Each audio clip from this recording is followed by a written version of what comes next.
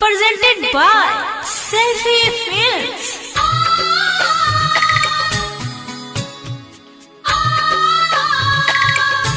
बोली बोली छठी मैया की।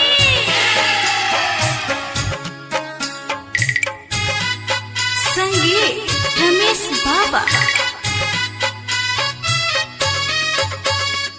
पेनी के तू चलना पियरियानु हो देवे माई के अरगिया। पेनी के तू चलना पियरियानु हो देवे माई के अरगिया। साले भरि पयावेला परबियानु हो करब छठ के बरतिया। साले भर पर आवेला परबियानु हो करब छठी के बरतिया।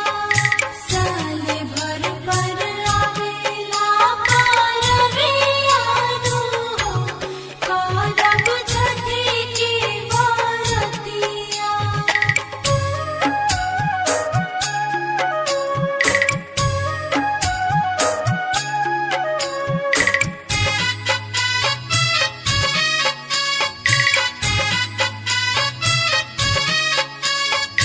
भेजी के बजरिया से उखिया मंगवनी भरे खातिर कोसी हम तुहके बोलवनी। जलदी तू चल धनी खटियानु हो करे छठ के परबिया। साले भरि पयावेला परबियानु हो करब छठ के बरतिया। साले भर पर आवेला परबियानु हो करब छठी के बरतिया। साले भर पर आवेला परबियानु हो करब छठी के बरतिया।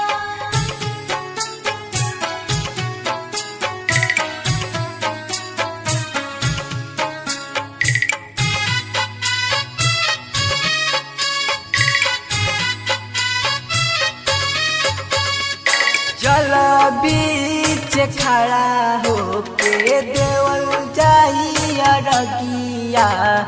बरत में पावन सबसे होई परबिया।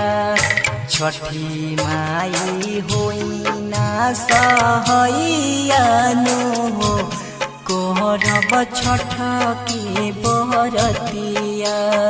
साले भरि पयावेला परबियानु हो करब छठ के बरतिया। साले भर पर आवेला परबियानु हो करब छठी के बरतिया।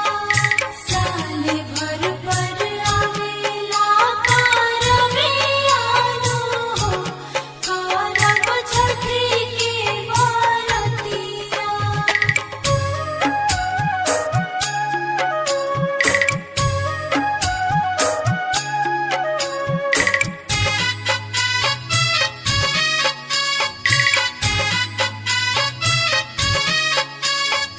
विवेक बिहानी से हम दौड़ा उठावाई।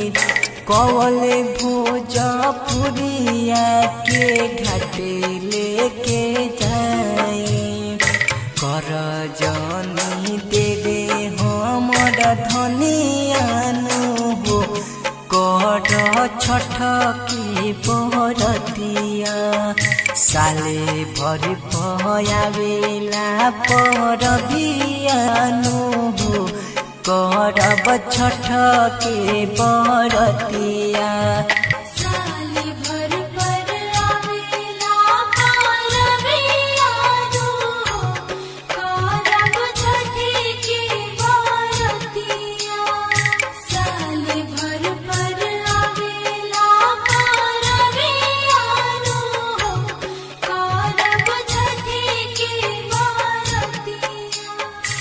Digital recording studio